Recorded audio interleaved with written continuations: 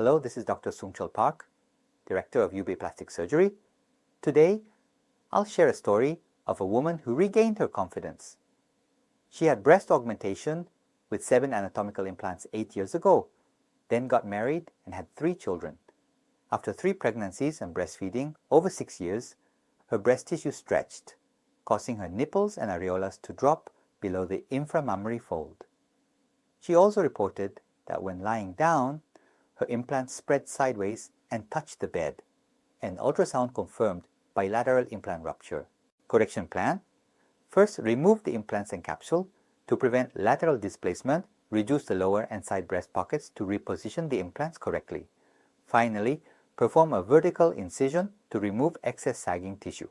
Surgical summary: removed ruptured implants and elevated the inframammary fold to reduce pocket size. Sutured the lateral pocket to correct widening, performed periareolar, donut, and vertical incisions to remove excess skin.